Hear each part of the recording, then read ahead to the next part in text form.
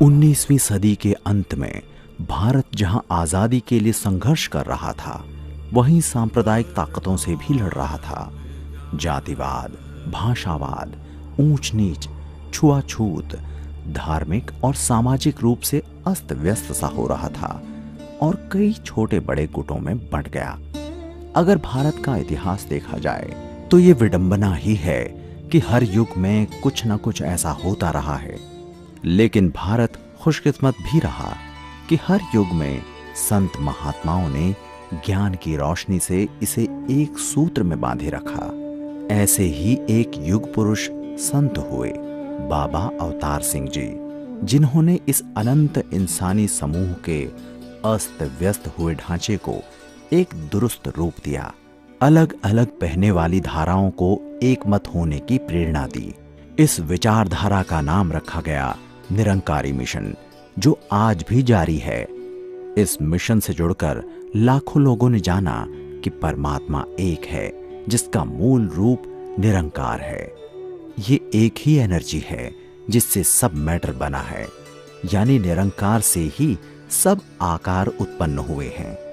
मैं, तुम, जड़, चेतन सब एक ही परमात्मा है। जब सब निरंकार है तो जात पात, ऊंच नीच, लड़ाई झगड़े क्यों और कैसे, ये हो ही नहीं सकते। इस आध्यात्मिक क्रांति को इस युग पुरुष ने सिर्फ भारत तक ही सीमित नहीं रखा, बल्कि विश्वव्यापी बना दिया।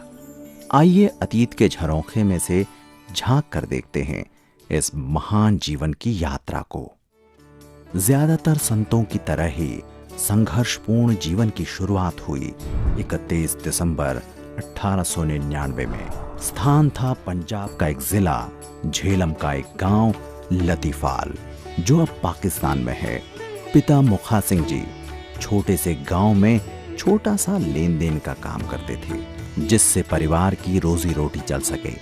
और माता नारायणी देवी की प्रवृत्ति धार्मिक होने के कारण ही घर का माहौल धार्मिक था।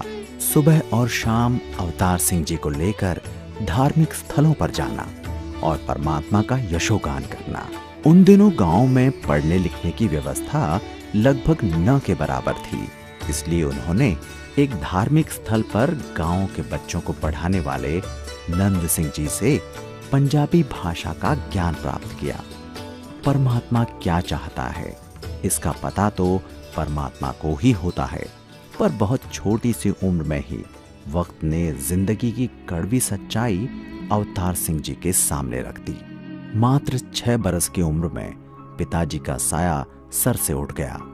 परिवार का सारा बोझ माता नारायणी देवी के कंधों पर आन पड़ा। वक्त ने गरीबी के साथ मिलकर कच्चे घड़े को आंच देनी शुरू कर दी, पर इस आंच में अवतार सिंह जी पिघले नहीं, बल्कि और मजबूत बने।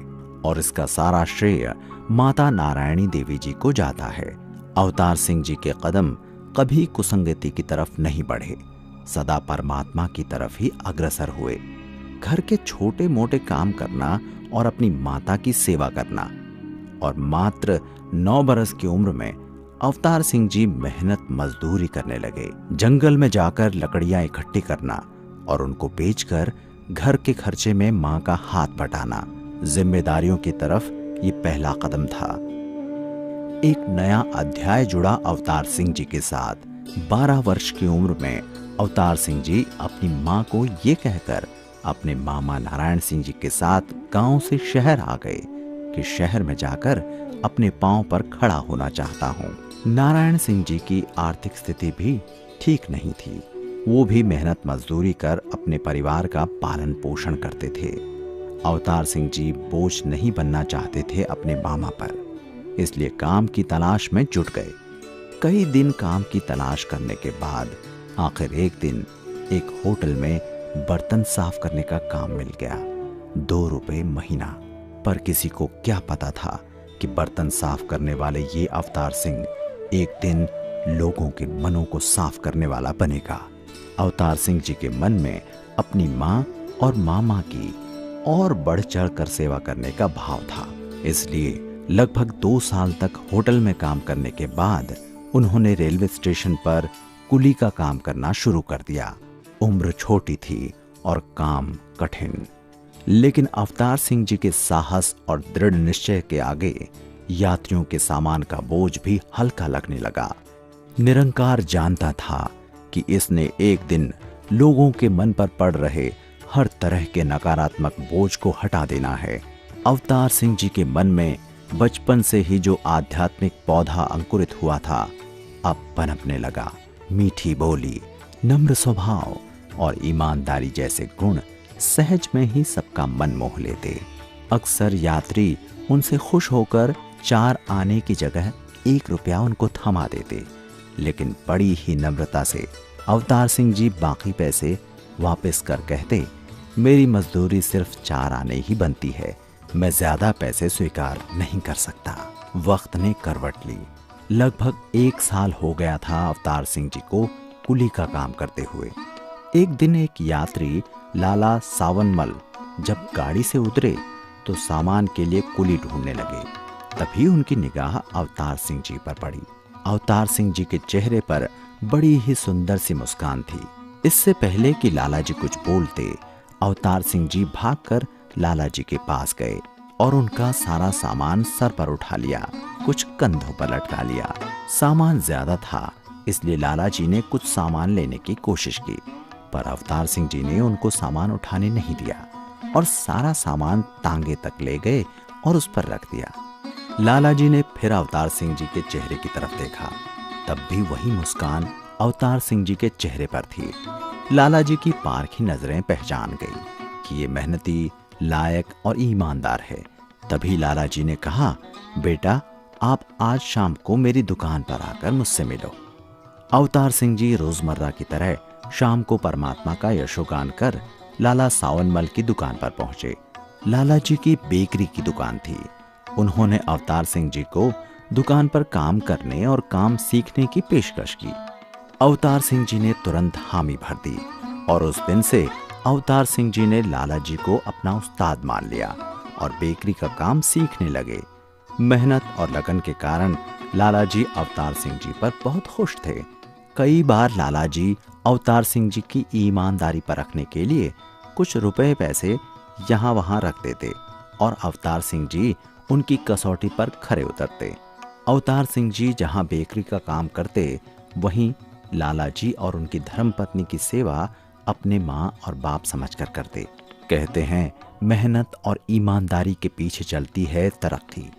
लाला सावनमल जी ने अपनी बेकरी में अवतार सिंह जी को हिस्सेदार बना लिया। अक्सर देखा गया है कि तरक्की के साथ अहंकार भी आ जाता है, पर अवतार सिंह जी पर निरंकार की कृपा बनी रही। अब भी उनका स्वभाव सबके साथ नम्रता वाला ही रहा। अपने साथी सहयोगियों को वही प्रेम और आदर सत्कार देते रहे। अवतार सिंह जी अपनी माँ नारायणी देवी जी से मिलने गांव जाते और हर तरह से उनकी सेवा करते और गांव के जरूरतमंद लोगों की भी सेवा करते। फिर एक दिन अवतार सिंह जी अपनी माँ नारायणी देवी को अपने साथ शहर ले आए और जी भर कर सेवा की। जब नारायणी देवी जी वापस गांव पहुंचे तो बीमार पड़ गए और 2-4 दिन में ही अपने शरीर का त्याग कर दिया। अवतार सिंह जी गांव पहुंचे और पूरी मर्यादा से अपने कर्तव्यों को निभाया। वक्त की सहज चाल से अनुमान नहीं लगाया जा सकता कि वो कब करवट लेगा। अवतार सिंह जी के जीवन का एक और अहम पड़ाव आया। लाला जी की धर्मपत्नी ने अवतार सिंह जी की शादी बुधवंती जी से करवा दी। बुधवंती जी बहुत ही सरल और सुशील स्वभाव की थी। समय की पोटली में से खुशियां झरने लगी। शादी के लगभग 3 साल तक लाला जी की सेवा करने के बाद अवतार सिंह जी ने लाला जी का आशीर्वाद लेकर अपनी बेकरी की शुरुआत की, कोयटा के एक नगर लोरालाई में। कुछ ही दिनों में सिंध और लंडी कोटल में भी बेकरी का काम शुरू कर दिया। काम जोर शोर से चलने लगा और फिर पेशावर शहर में अवतार सिंह जी ने बड़े पैमाने पर बेकरी का काम शुरू किया। मेहनत रंग लाने लगी, कारोबार में इजाफा होने लगा। अवतार सिंह जी की ईमानदारी, सादगी और सरल स्वभाव के कारण पूरे शहर में इज्जत बढ़ने लगी और मन में परमात्मा के प्रति आस्था भी गहरी होती गई। एक दिन अवतार सिंह जी रोज की तरह अपनी दुकान पर रब्बी ग्रंथों का पाठ कर रहे थे। दूध बेचने वाला एक इंसान धन्ना सिंह वहां आया और अवतार सिंह जी को टोक कर कहने लगा, अवतार सिंह जी, जिस श्रद्धा और लगन से आप ग्रंथों का पाठ करते हो, क्या उसी श्रद्धा और लगन से इसे समझने की कोशिश भी करते हो कि ये ग्रंथ हमें क्या कह रहे हैं? किस रमे राम की बात कर रहे हैं? क्या कभी इस रमे राम को देखने की, जानने की इच्छा मन में नहीं जागी? अवतार सिंह जी पहले 1-2 दिन उसकी बात सुनकर मुस्कुरा देते, लेकिन फिर उनको लगने लगा कि ये इंसान मेरी पूजा पाठ में रुकावट डाल रहा है। लेकिन धन्ना सिंह जी संतों की मत को परिभाषित कर रहे थे। जब तक अवतार सिंह जी के मन में परमात्मा को पाने की चाहत पैदा नहीं कर दी, तब तक रोज ऐसी ही चर्चा करते रहे। धन्ना सिंह जी ने बताया कि परमात्मा की जानकारी केवल सद्गुरु ही करवा सकता है, जो नफरत को दूर कर प्रेम के सूत्र में बांधता है, जो जीवन के रहस्य को समझाता है, जो मानवता के गिरे हुए स्तर को ऊपर उठा देता है। और इस समय के सद्गुरु का नाम है बाबा बूटा सिंह जी। 16 मई 1929 बाबा बूटा सिंह जी का घर। वो एक अलौकिक क्षण था जब बाबा बूटा सिंह जी ने बाबा अवतार सिंह जी को निरंकार प्रभु के दर्शन कराए। परमात्मा को अपने चारों तरफ देख अवतार सिंह जी आनंद की सीमा को पार कर निरंकार में खो गए। दूसरे दिन सूरज की किरणों से पहले ही अवतार सिंह जी बाबा बूटा सिंह जी से मिलने निकल गए। प्रेम का जो रिश्ता गुरु और सिख में बंधा था, वो एक दूसरे को खींचने लगा। बाबा बूटा सिंह जी भी अवतार सिंह जी को मिलने आ रहे थे। रास्ते में ही दोनों की मुलाकात हो गई। अवतार सिंह जी गुरु के साकार और निरंकार रूप में इतना खो गए कि उन्हें कोई सुध बुध न रही। बाबा बूटा सिंह जी ने भक्ति का सही अर्थ समझाया, जो अपने सारे कर्तव्यों का पालन करते हुए कर्ता निरंकार को मानता है और निरंकार को अपने मन में बसाए रखता है, वही सही मायने में भक्त कहलाता है। भक्त का मन परोपकारी होता है। ज्ञान की जो रोशनी अवतार सिंह जी को मिली, उसको वो हर इंसान तक पहुंचाना चाहते थे। इसलिए बाबा बूटा सिंह जी के साथ प्रचार में लग गए। समय चक्र चलता रहा। सच का प्रचार भी आहिस्ता आहिस्ता बढ़ने लगा। अवतार सिंह जी का जीवन शुरू से अब तक प्रेरणात्मक रहा, जिससे बहुत कुछ सीखा जा सकता है। पर अब जो घटना घटी, वो एक गुरु सिख और भक्त की सही मायने में पहचान कराती है। अवतार सिंह जी के घर सत्संग का आयोजन था। संगतों ने और बाबा बूटा सिंह जी ने आना था, लेकिन उससे पहले अवतार सिंह जी के पुत्र स्वरूप सिंह जी ने अपना शरीर त्याग दिया। सत्संग के बाद जब सबको खबर हुई कि अवतार सिंह जी का बेटा शरीर त्याग चुका है, अवतार सिंह जी ने इसलिए किसी को नहीं बताया कि सत्संग में कोई विघ्न न पड़े, तो सब बहुत हैरान हुए और अवतार सिंह जी के जज्बे के आगे नतमस्तक हो गए। सन 1943 कोहमरी बाबा बूटा सिंह जी का शरीर अस्वस्थ था। उन्होंने संदेश भेजकर सब निरंकारी महापुरुषों को इकट्ठा किया और कहा कि मैंने शरीर से जितना काम लेना था ले लिया। अब ये सफर के अंतिम दौर में पहुंच गया है, इसलिए मैं सच के संदेश को आगे फैलाने की जिम्मेदारी अवतार सिंह जी को सौंपता हूं। इतना कहकर बाबा बूटा सिंह जी ने अवतार सिंह जी के गले में दुपट्टा डाला और फिर कहने लगे, अवतार सिंह जी, ये जो मैंने आपके गले में दुपट्टा डाला है, ये फूलों की माला नहीं, उस्तरों का हार है। जरा सी भी गर्दन इधर उधर हिली तो गला कट भी सकता है। इतना कहकर बाबा बूटा सिंह जी निरंकार में लीन हो गए। इंसानी मार्गदर्शन के लिए गुरु ने शरीर बदल लिया। अब ज्ञान की रोशनी बाबा अवतार सिंह जी द्वारा बहने लगी। सच का प्रचार प्रसार बढ़ने लगा। बाबा अवतार सिंह जी ने दिन रात एक कर दिया इस ज्ञान को फैलाने में। अब 1-2 शहर या गांव ही नहीं, बल्कि जगह जगह बाबा अवतार सिंह जी जाकर सच का संदेश देने लगे। लेकिन ये भी सच है कि अंधकार में जीते जीते इंसान इस अंधकार का इतना आदी हो चुका है कि अगर कोई रोशनी दिखाए तो उसको बर्दाश्त नहीं होता। सच के प्रचार प्रसार का विरोध भी होने लगा। बाबा अवतार सिंह जी की सकारात्मक सोच ही थी। उन्होंने विरोध को भी प्रचार का एक हिस्सा माना और आगे बढ़ते गए। सन 1947 भारत को 2 हिस्सों में बांट दिया गया। बाबा अवतार सिंह जी दिल्ली में पहाड़गंज आ गए। चूंकि मिशन का बुनियादी ढांचा सच पर टिका था, इसलिए इसकी इमारत भी ऊंची उठने लगी।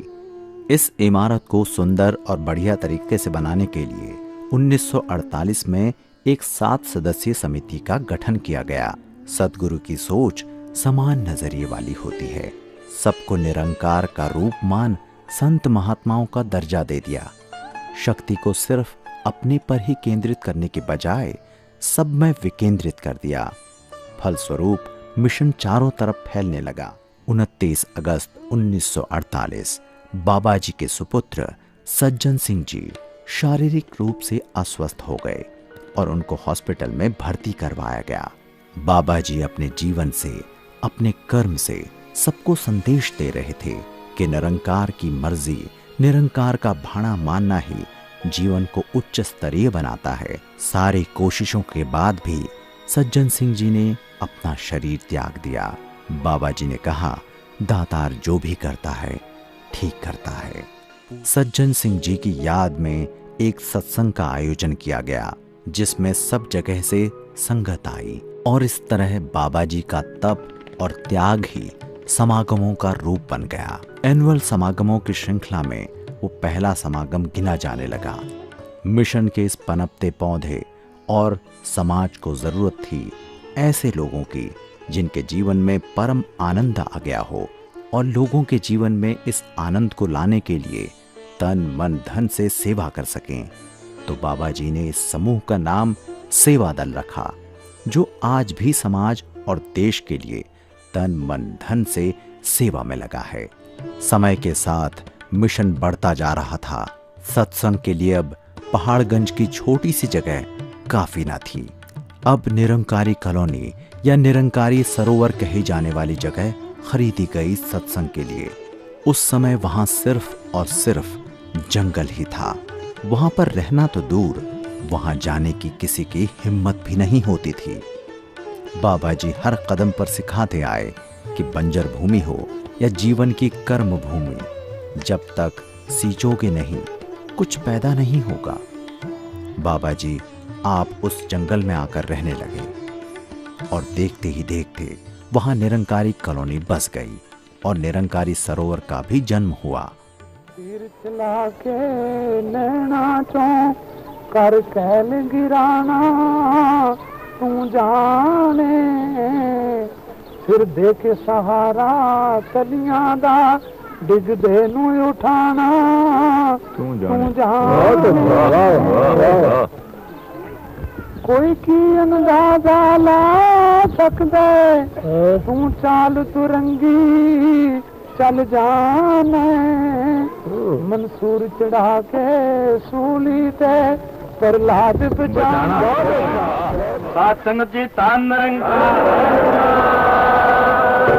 सात संगत जी बचन आया है कि जन्म मरण के मिटे अंदेशे साधु के पूर्ण उपदेशे। तो सात संगत भाई इस धरती दे तख्ते दे उत्ते मनुष्य दे वास्ते दो गल्लां लिखियां हन। एक पासे लिखिया है कि साकत संग न कीजिए, दूरों जाइए भाग, बासन कारो परसिए तो कुछ लागे दाग। दूसरे पासे क्या, संगत करियो साध की, दिन दिन दूना हेत, साकत कारी कामरी तोए हुए ना सेत। तो साथ संगत करना क्या है भाई, साधु की संगत करनी है, साधु को उपदेश लेना है, साधु की शरण विच जाना है। इसे वास्ते लिखा जन्म मरण के मिटे अंदेशे साधु के पूर्ण उपदेश। तो साध के संग नहीं कछ काल, दर्शन पेटत होत निहाल। तो साथ संगत आप लोगों ने धरती दे तक से आगे के करना है, साधु को उपदेश लाना है, साधु की शरण लानी है। बाबा अवतार सिंह जी जिस लगन और तन्मयता के साथ मिशन को आगे बढ़ा रहे थे, उसी तरह अपने परिवार और रिश्तों के प्रति कर्तव्यों को भी सहज ही सुंदर ढंग से निभा रहे थे। गुरु और भक्त का रिश्ता सच में अलौकिक होता है। संगतें जानती थी और मानती थी कि ये सब बाबा जी के तप और कर्म से ही संभव हुआ है, पर बाबा जी सारा श्रेय संगतों को देते थे और इस संगत का हिस्सा थे बाबा जी के सुपुत्र गुरबचन सिंह जी, जो बाबा जी के नक्शे कदम पर चलकर सच की आवाज को जन जन तक पहुंचा रहे थे। इन्हीं दिनों बाबा जी ज्ञान और कर्म को शब्दों में पिरोने लगे। इन्हीं शब्दों के समूह को नाम दिया गया अवतार बाणी। अवतार बाणी कोई ग्रंथ नहीं, कोई पुस्तक नहीं, बल्कि जीवन जीने का एक ढंग है, ज्ञान का रस है, सच की रोशनी है। इसे पढ़कर जीवन को संवारा जा सकता है और इंसानियत की राह इख्तियार की जा सकती है। 3 दिसंबर 1962 बाबा जी जानते थे उन्होंने जिस विश्व कल्याण का बीड़ा उठाया है उसके लिए नए और जवान कंधे की जरूरत है, ताकि इसके प्रचार प्रसार में और तेजी लाई जा सके। और वो कंधा उनको मिल गया गुरबचन सिंह जी के रूप में। प्रचार यात्रा पर जाने से पहले बाबा जी ने फरमाया कि मेरी गैर हाजिरी में सारी जिम्मेदारी गुरबचन सिंह जी संभालेंगे। बाबा जी ने समझाया, गुरु शरीर नहीं, ज्ञान होता है और ये ज्ञान की धारा अब बाबा गुरबचन सिंह जी से बहेगी। प्रचार की लंबी यात्रा के बाद जब बाबा अवतार सिंह जी इलाहाबाद पहुंचे तो उन्होंने बाबा गुरबचन सिंह जी के चरणों में झुककर नमस्कार की। भक्ति की एक अद्भुत मिसाल थी ये। गुरु सिख बन गया और सिख गुरु। बाबा गुरबचन सिंह जी ज्ञान का स्रोत बन गए। बाबा बूटा सिंह जी की बात आज भी याद आती है कि गले में पहना हुआ दुपट्टा फूलों का हार नहीं, उस्तरों की माला है। सच की आवाज देना नंगे पांव कांटों पर चलने के बराबर है। बाबा अवतार सिंह जी के जीवन ने सिर्फ समाज को एक सोच ही प्रदान नहीं की, बल्कि एक बहुत बड़ा बदलाव भी लाया था। भले ही औरत को देवी मान पूछता था समाज, लेकिन हकीकतन औरत का शोषण ही होता था। बाबा अवतार सिंह जी ने बाबा गुरबचन सिंह जी की धर्मपत्नी राजमाता कुलवंत कौर जी को बाबा गुरबचन सिंह जी के साथ स्टेज पर बिठाकर औरत को समाज में एक समान दर्जा दिया। 1963 से 1969 तक अवतार सिंह जी का जीवन एक शिष्य के रूप में बीता। वो शायद सबको बताना चाहते थे कि गुरु से कैसा होना चाहिए। गुरु की हर आज्ञा को माना। बाबा गुरबचन सिंह जी ने जहां भेजा वहां चले गए और जहां जाने से रोका अवतार सिंह जी खुशी खुशी रुक गए। कर्ता गुरु को माना। आध्यात्मिक क्रांति को बाबा जी ने भारत तक ही सीमित नहीं रखा, बल्कि विश्वव्यापी बना दिया। अब सच का प्रचार दूर देशों में भी पहुंचा। अवतार सिंह जी कहते थे, शरीर मशीन है, जितना इससे ज्यादा काम लो उतना ही तेजी से घिसने लगता है। वही हुआ। अवतार सिंह जी अब अस्वस्थ रहने लगे। खुद बाबा गुरबचन सिंह जी और राजमाता जी ने अवतार सिंह जी की खूब सेवा की। 17 सितंबर 1969 अवतार सिंह जी की शारीरिक यात्रा खत्म हो गई। आकार निराकार बन गया। इस यात्रा ने हमें जीना सिखा दिया। इस यात्रा ने उन लोगों को सोचने पर मजबूर कर दिया जो धर्म, जात पात, मजहब के नाम पर लड़ते और लड़ाते हैं। इस यात्रा ने रिश्तों के उलझे हुए ताने बाने को सुलझा दिया। इस यात्रा ने मानवता के जज्बे को जगा दिया। इस यात्रा ने इंसान को इंसान बना दिया और ये रूहानी यात्रा आज भी जारी है।